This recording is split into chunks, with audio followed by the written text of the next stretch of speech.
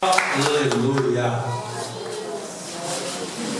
Saúdo a santa e amada igreja com a paz de Cristo Jesus. Quem tem esta paz, aplauda o Senhor.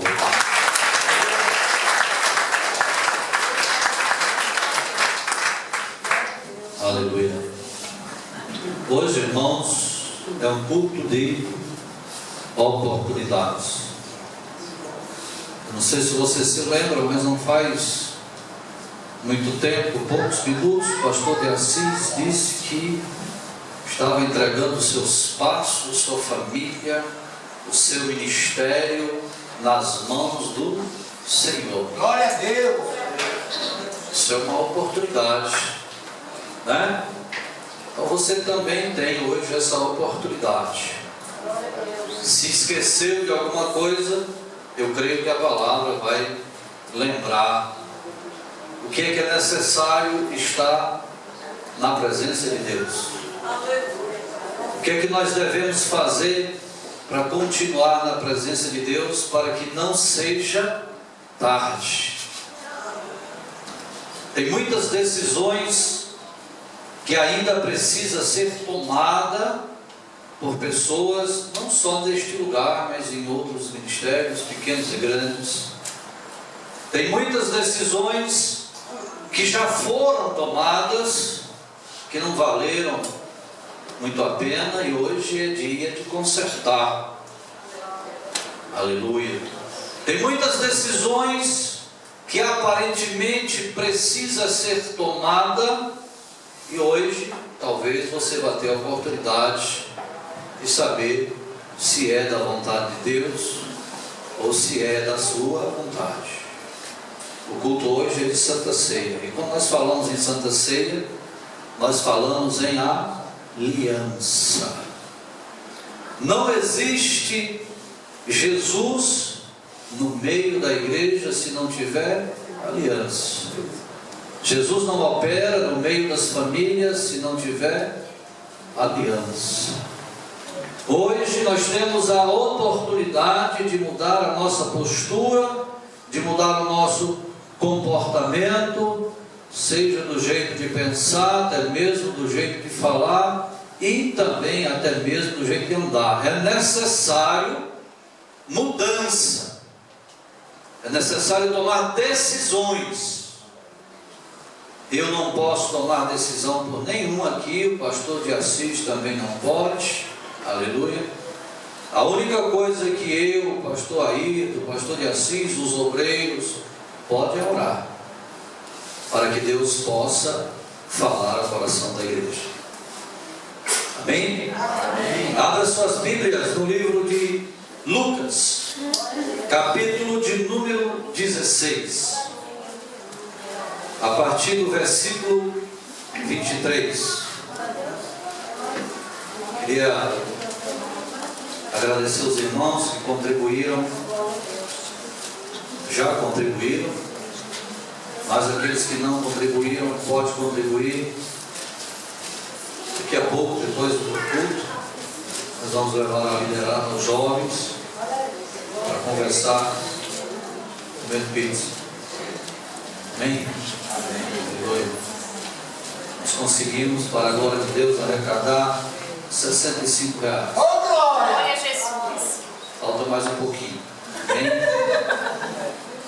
Quem deu glória mais alto, né? Pizza seca engasga. Coca-Cola crente, zero. Capítulo de número 16, versículo de número 23. Queria também aproveitar a oportunidade. Sexta-feira, a partir de 7 horas, isso vai ser lido no relatório, mas eu quero lembrar a juventude e toda a igreja do Senhor. Eu, pastor Araújo, vou estar aqui a partir de 7 horas da noite com toda a juventude e os acumulados de juventude. Quem são? Nós. Tem velho aqui não. Existe acumulados de juventude, experiências. Sexta-feira nós vamos começar a beber um leitinho, aquele que a gente já bebeu, né? Vamos descobrir como era o nome da mulher de Adão, outras coisas mais, né? A gente já esqueceu, né? Sexta-feira você vai descobrir como é o nome da mulher de Adão. Pronto. prometo que eu trago essa resposta. Amém? Aleluia. Deus é bom, né? E diz assim a palavra do Papai do céu. Lucas 16, versos 23. E no Hades ergueu os olhos. Diga comigo, ergueu os olhos. Com mais graça, diga, ergueu os olhos. Amém. E no Hades ergueu os olhos, estando em tormentos, e viu ao longe Abraão e Lázaro no seu seio. Versos 24. E clamando disse: Abraão, meu pai, tem misericórdia de mim, e manda a Lázaro que molhe na água a ponta do seu dedo e me refresque a língua, porque estou atormentado nesta chama. Versículo de número 27, diz a Bíblia: E disse ele: Rogo-te, pois, ó Pai, aleluia, que eu mandes a casa de meu pai, aleluia, louvado seja Deus, pois tenho 5 irmãos, para que lhes dê testemunho, a fim de que não venham também para este lugar de tormento. Amém? Feche seus olhos, curve a sua cabeça, em nome de Jesus. Feche os seus olhos. Não se incomode com quem está do teu lado. Momento especial na sua vida. Soberano Deus, Aleluia, Senhor. pastor e bispo das nossas almas, Senhor das nossas vidas, diante do Senhor, diminuídos estamos, toda a igreja, para ouvir a tua voz. Fala conosco, Deus. Manifesta a tua graça, Deus, neste santuário, para que saiamos daqui abastecidos da tua graça, em nome de Jesus. Amém, queridos? Amém. Louvado seja Deus. Irmãos, hoje o culto é de Santa Ceia. Todo mês nós ministramos esta aliança, esta ordenança, este mandamento. Já disse algumas vezes que o ideal seria que nós ceiássemos todos os dias, que houvesse uma aliança todos os dias, que nós pudéssemos lembrar da morte de Jesus todos os dias, deixar que Ele ressuscite dentro do nosso coração todos os dias, porque certamente isso iria nos fazer pessoas melhores, bem melhores do que nós somos. Amém? Amém. Nós precisamos entender uma coisa, que essa história ela não é diferente de hoje. Se eu tivesse que dar um título para essa mensagem hoje, eu iria dizer que seria 5 atitudes que faz a diferença, ou 5 decisões que faz a diferença. Entre tantas as decisões que nós tomamos, certas ou erradas ao longo da nossa vida, hoje a Bíblia nos esclarece, não só hoje, mas todos os dias, aonde nós acertamos e aonde nós erramos. Como eu disse, nós não podemos tomar decisões uns pelos outros. No entanto, não podemos nos arrepender uns pelos outros. Mas existem decisões que nós, como cristãos, tomamos, que faz com que os projetos de Deus na vida de uma família vá por água abaixo. Muitas vezes tomamos decisões de falar não as coisas erradas, mas na hora errada. Muitas vezes deixamos de ouvir as coisas que são certas por entender que elas não fazem efeito nas nossas vidas. Porque quando nós ouvimos a verdade, nós sentimos dores como de parto. E a partir daí nós passamos a fazer opiniões ou ter as nossas próprias opiniões com relação aos acontecimentos. Isso é muito perigoso. Porque nesse texto fala de 5 decisões que foram tomadas. Mas as 5 decisões que foram tomadas nesse texto estão corretíssimas. É exatamente o que a igreja deveria fazer. É exatamente o que nós, família, deveríamos fazer. Mas a decisão que foi tomada aqui está corretíssima. O problema é que as 5 decisões que aparecem nesse texto foram tomadas no momento errado, impróprio. Amém? Amém. Louvado seja Deus. O texto fala de 2 pessoas. Uma delas é Lázaro, pobre, mendigo. Um sujeito cuja Bíblia não fala de nenhum dos seus parentes. Por quê? Não tinha referência. Até tem. Devia ter pai, devia ter mãe, parentes, primos. Mas por ser um homem que não tinha referência e viver na época como Esmoléu, ele não aparece aqui com seus familiares. Mas também fala de um homem que, segundo a Bíblia, era rico, poderoso. E o texto relata que ele regozijava naquilo que ele tinha, mas também observava o mendigo comendo do resto que sobrava da sua mesa. Aleluia. Este homem rico poderia ter tomado muitas decisões no decorrer da sua vida.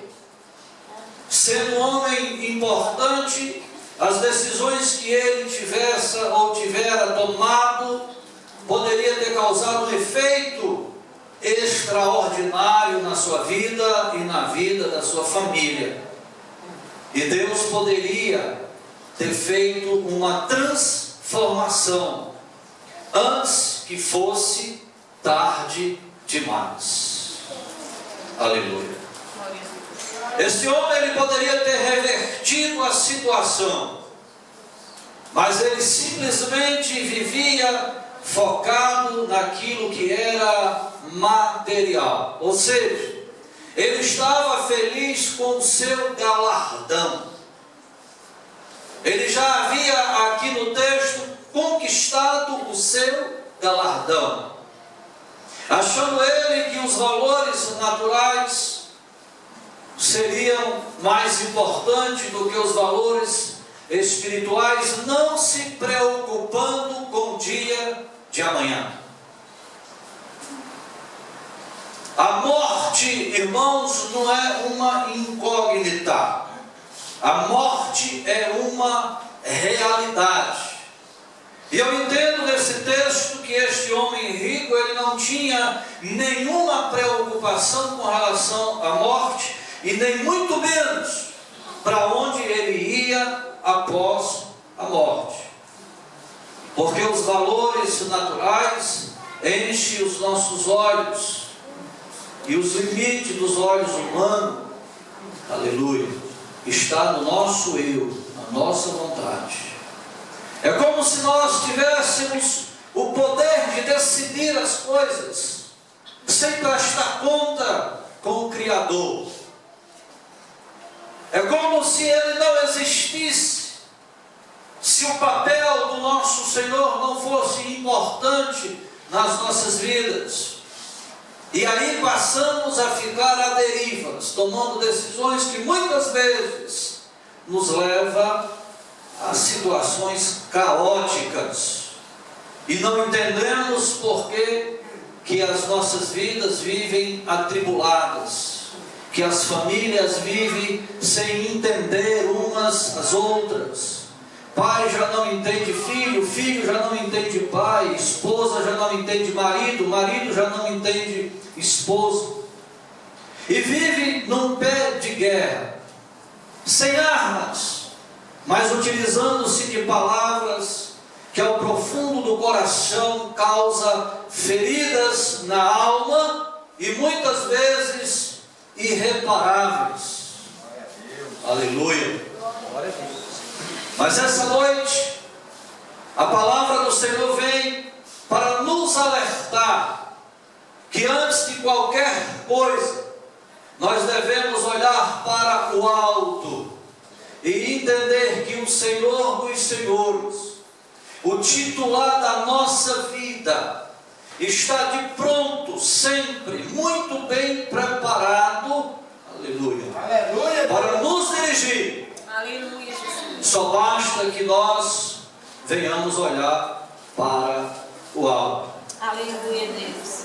Tem sido muito comum hoje dentro dos ministérios de um modo geral, onde se deixam de olhar para cima e olha para baixo. Oh, glória. A minha Bíblia me ensina que quando eu olho para cima, eu estou olhando para o Criador. Aleluia, Jesus.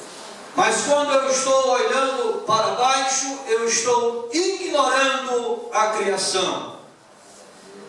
Quando eu olho para cima, eu estou entendendo que o projeto, o ministério que Deus me deu é muito mais importante do que a minha vida natural, porque ela é passageira. Mas quando eu olho para baixo, eu estou apenas identificando os valores que me interessam. Não importa se o esquerdo está feliz, se o direito está satisfeito, eu não ligo para quem está na frente, muito menos para quem vem atrás. Glória a Deus. Quando nós olhamos para baixo, nós estamos dizendo: isso não vai dar certo, aquilo não vai funcionar, eu não acredito. Mas quando nós olhamos para cima, deixamos de olhar para o Hades, que tipifica ou representa o lugar de morte, e nós estamos olhando para aquele que nos deu a vida. E aí nós não estamos mais enxergando as coisas naturais, e lá no alto o Senhor Jeová está dizendo: ser forte, pois serei contigo do começo ao fim. Aleluia, Jesus. Quando nós olhamos para baixo, nós estamos determinando a derrota, a luta. Estamos cheios, não do Espírito Santo, mas cheios das nossas vontades, dos nossos quereres. Mas quando nós olhamos para cima, a Bíblia diz que nós somos esvaziados de toda a naturalidade da terra, e sobre nós a unção poderosa do Altíssimo nos fortalece para dizer: não me importa quem disse, quem vai dizer, não importa quem pensa, porque eu não sou aquilo que acham de mim, mas o que a Bíblia diz que eu sou. Aleluia, Deus. E a primeira visão deste homem rico, como Lázaro, depois que morreram, foi uma visão que a igreja tem deixado de tomar. A minha Bíblia diz que ele estava no Hades, no Sheol. Vamos chamar isso de antessala do inferno, né? Esperando aí o momento de entrar no purgatório. Esse nome antigo, viu? É mais antigo que a posição de andar para frente. Aleluia. Purgatório, lugar de tormento, de angústia, lugar de dor. Mas a Bíblia diz que este homem toma uma decisão. Ele olha para cima e diz: e no Hades ergueu os olhos, estando em tormento, e viu ao longe Abraão e Lázaro no seu seio. Existe um momento das nossas vidas amada igreja do Senhor Jesus, que não adianta mais olhar para si. Então, se hoje você está com essa dificuldade, com essa torcicolo espiritual, que você venha repreender, que você tome hoje uma atitude antes que seja tarde, não olhando mais para baixo, mas olhando para o consumador da fé, aquele que nos deu a vida, aquele que veio para repreender a visão obscurecida que o diabo tem implantado no nosso meio. Ele estava lá preso, já não tinha mais jeito, e ele toma aqui uma decisão. Ele olha para o alto. Que isso seja para esta igreja uma experiência, porque aqui nessa decisão este homem já não tinha mais para onde correr. Simplesmente a Bíblia está me dizendo que aquele que morre distante de Cristo, aquele que não vai para o seio de Abraão, vai para o Hades ou vai para o Sheol, porque o seio de Abraão nós costumamos chamar de saguão de Deus ou antessala do céu. Mas para que você não vá participar deste lugar terrível, dessa espera, e que lá você não venha ver os seus familiares perecendo, porque você não tomou antes uma atitude de olhar para o alto, de enxergar a Deus, não olhar para você, porque quando nós olhamos para baixo, nós estamos olhando para nós. É quando nós achamos ou nos achamos autossuficientes em nossas vidas. É quando Satanás ele promove os seus feitos terríveis e tem atingido a família de um modo geral. Mas esse homem ele também toma uma segunda decisão. A Bíblia diz que ele pede que Lázaro toque o dedo na água e leve até a sua boca, porque ele está em chamas. Esta água aqui tipifica a palavra de Deus. Ele estava buscando o alimento da palavra de Deus, o refrigério para a sua alma, porque ele já não mais aguentava o tormento. Glória a Deus. Que nós venhamos essa noite entender a necessidade que nós temos de olhar para cima, de olhar para Cristo e de buscar todos os dias a sua palavra para o refrigério da nossa alma. Aleluia, Jesus. Palavra essa que tem sido esquecida, porque quando nós tomamos as decisões erradas é porque nós não estamos mais utilizando o manual de garantia, que é a Bíblia Sagrada, que foi escrita para aqueles que temem, para aqueles que têm compromisso com Deus. Aleluia, Jesus. Uma vez eu disse aqui, talvez algumas pessoas não tivessem gostado, eu vou dizer de novo: a palavra de Deus é para quem tem compromisso com Deus, porque a minha Bíblia diz que quem escuta, quem ouve, quem pratica é de Deus. Eu não preciso dizer que quem não escuta e não pratica, de quem é? Para alguns irmãos não ficar mais chateados ainda. Precisamos entender, irmão, que o princípio, que a fortaleza, que a segunda pele de um cristão chama-se Bíblia, palavra. Esse livro nos traz orientação, esse livro nos traz fortaleza, esse livro nos traz devolução, restituição. A palavra salva, a palavra edifica, a palavra ela orienta. Ou seja, nós erramos porque não valorizamos a palavra do Senhor. Aquele homem estava no Hades. Quando ele ergueu a visão, quando ele levantou os olhos, já era tarde demais. Já havia uma distância, uma cratera, um buraco enorme. E Abraão diz para ele: olha, é impossível, porque de onde estamos não chegaremos aí, e aonde estás jamais poderás chegar aqui. É impossível. Nós precisamos entender a necessidade, irmãos, que nós temos. Senão não vai valer a pena nós sairmos das nossas casas. Fazer o quê na igreja? Se nós não conseguimos mais olhar para a Bíblia e dizer: Senhor, me dá uma luz. Pai, a sua Bíblia diz que o Senhor envia um anjo à nossa frente. Eu já não estou mais conseguindo ouvir este anjo. Já não mais sinto a presença desse anjo me dar uma luz. Aleluia. Nesse momento você está tomando a decisão de olhar para o alto e dizer para Ele: Senhor, eu não consigo dar um passo sem que estejam na minha presença. Eu não consigo andar sem que o Senhor não se manifeste na minha vida. Aleluia. E hoje a palavra está dizendo: olha para o alto. Glória a Deus. Olha para cima. Aleluia, Jesus. Não olhe para baixo. Louvado seja Deus. Porque aquele que olha para o alto enxerga como águia, voa como águia, consegue alcançar aquilo que a águia alcança, quilômetros e quilômetros de distância.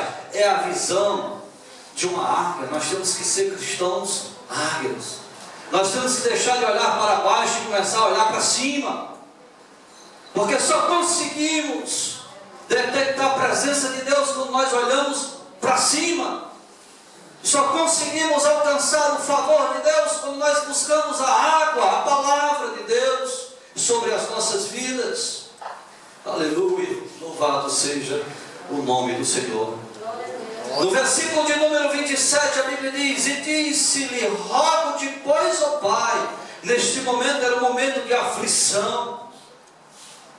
O que está faltando na igreja no século 21 chama-se humilhação diante de Deus. As pessoas não se humilham mais diante de Deus. A Bíblia diz: rogo-vos, rogo-te, pois, ó Pai, que eu mandes a graça de meu Pai. Aqui ele está se humilhando. É uma das atitudes que este homem tomou na hora errada. Então, se você hoje tem a oportunidade de se humilhar diante de Deus, se humilhe diante de Deus. Diga: Senhor, eu rogo-te, tira de dentro de mim aquilo que está entristecendo o teu espírito. Senhor, tira de dentro do meu coração aquilo que maquinou a maldade contra o meu irmão. Senhor, esta noite eu busco a borracha do perdão, a prestação de conta, para que eu possa cear na tua presença, rasgar o contrato velho e assinar um contrato novo, e poder dizer hoje: Jesus Cristo ressuscitou dentro da minha vida. Aleluia.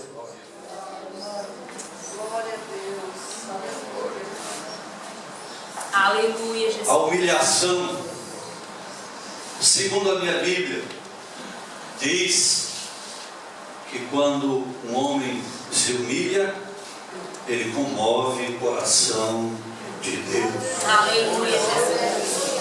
Aleluia. Não! Para que isso? Porque hoje a autossuficiência, essa imundícia, tem adentrado o coração das pessoas. Louvado seja Deus.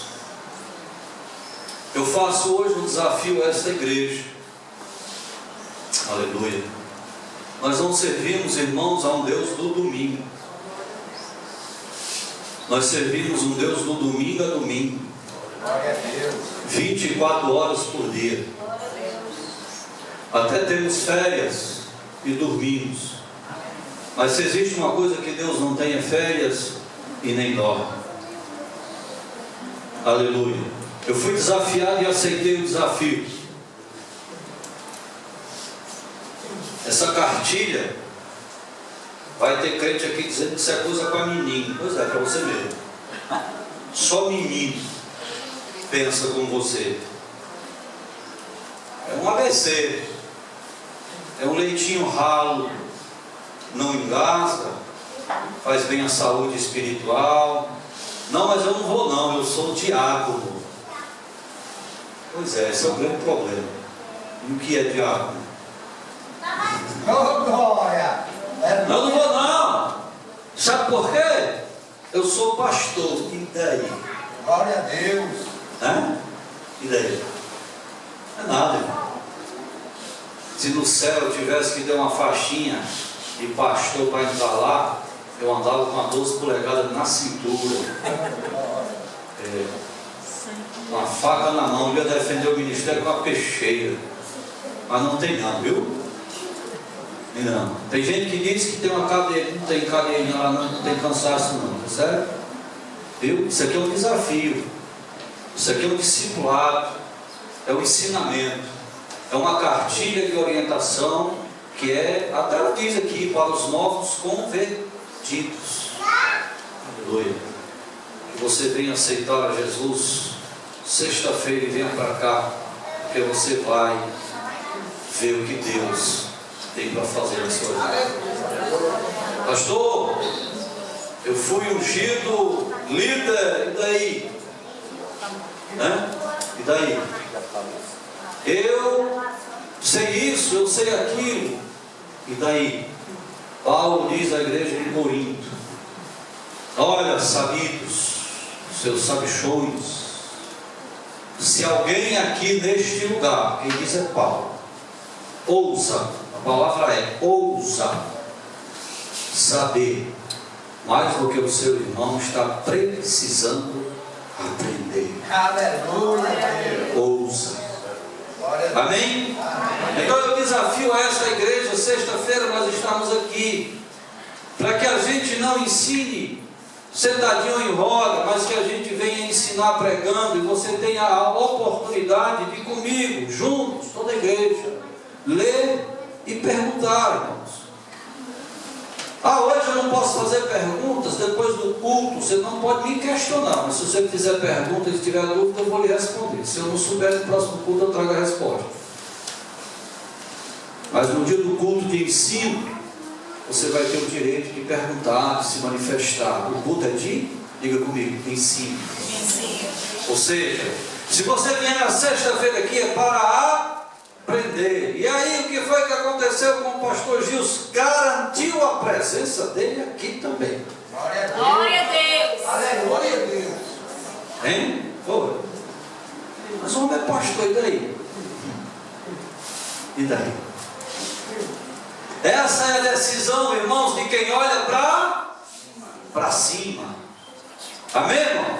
Ah, quer dizer então que se sexta-feira eu não estiver aqui, eu vou estar olhando para baixo, eu não sei o que é que você enxerga, mas aquele que adentra os átrios do Senhor está olhando para o alto. Aleluia a Deus. Pastor, o senhor está fazendo julgamento? Deus me livre. O único juiz, aleluia, santo, que pisou na terra, chama-se Jesus Cristo de Nazaré.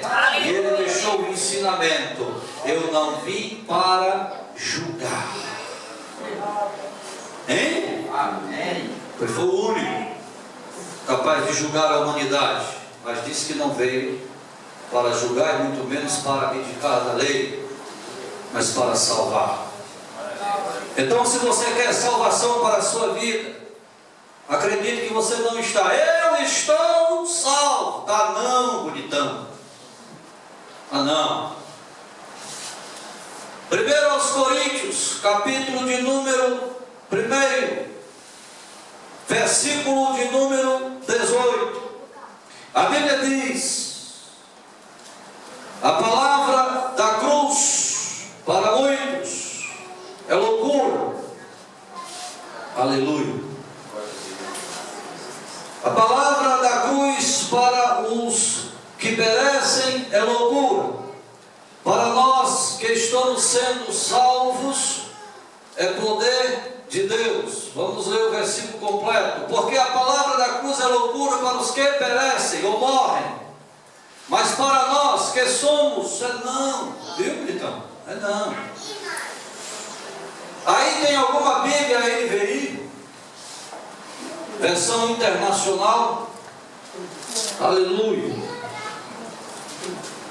Nós vamos entender, irmãos, o que Paulo está dizendo.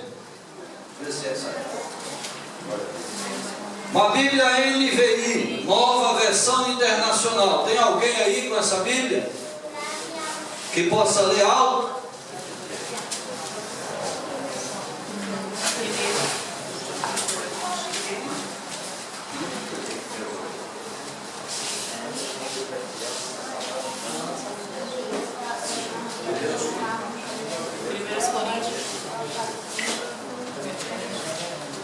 Leia. Não, primeiro. Ela quer saber qual é. 1 Coríntios.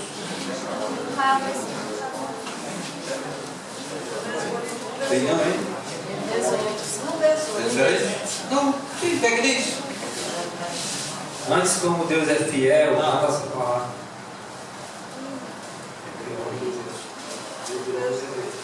antes, como Deus é fiel, a nossa palavra para convosco não é assim e não.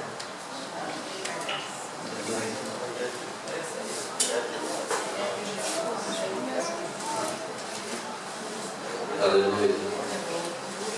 Vamos falar um pouquinho distante aqui da Paulo. Só um minuto.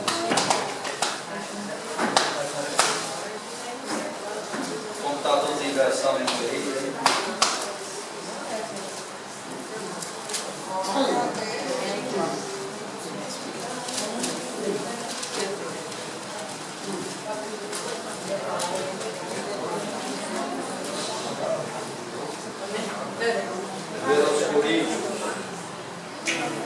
Diz assim: certamente a palavra da cruz é loucura para os que se perdem, aleluia, mas para nós que somos salvos, é a mesma versão. Na Bíblia NVI, a versão é um pouco diferente. Creio que tem alguma Bíblia NVI aí.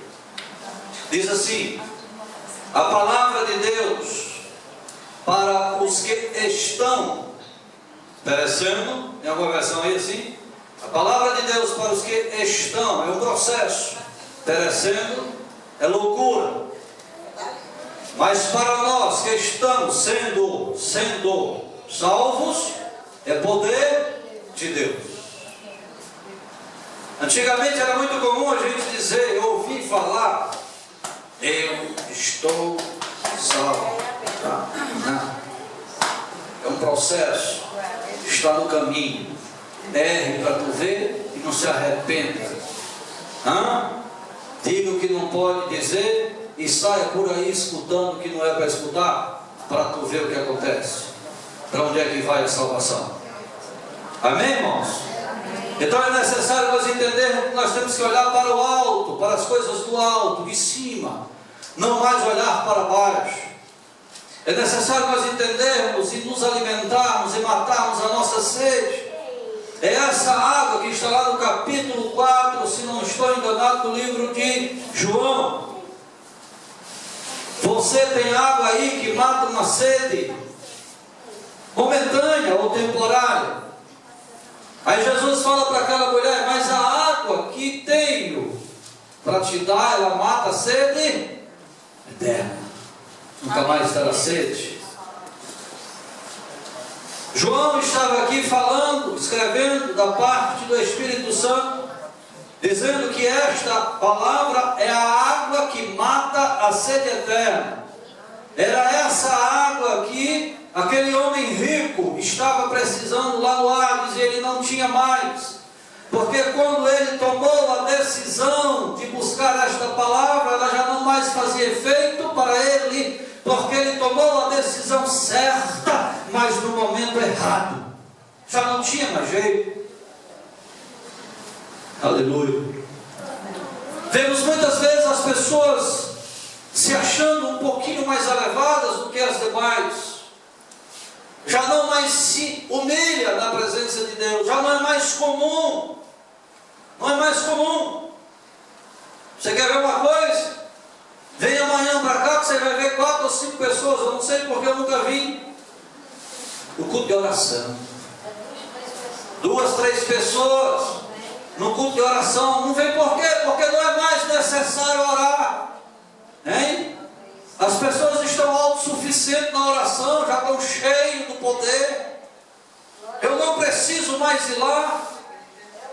Tem um culto acolá de família, mas eu sou diácono, eu sou pastor, não vou mais. Não, para que eu tenho que ouvir aquele cara? Eu já sei tudo que ele vai falar. Sabe não, bonitão. Sabe não, sabe nada não. Sabe por quê? Porque se eu for, eu sou presbítero, eu não vou não, porque eles vão achar que eu não sei de nada. Eu fui ungido presbítero, agora eu sou pastor, eu vou participar de um seminário de casal, eu já conheço tudo, né? O meu Deus, autossuficiente, né? Sabe não. Eu já ministrei em vários congressos de casais e mais participei como ouvinte, sentado com a minha esposa, do que ministrei, e saí de todos os lugares que entrei edificado na presença de Deus. Não me humilhei na frente de ninguém, me sentei na cadeira com a minha esposa e me humilhei na presença de Deus e deixei Ele falar. Porque vai ter momento nas nossas vidas que você vai buscar a palavra de Deus, vai deixar Ele falar e Ele vai ficar calado.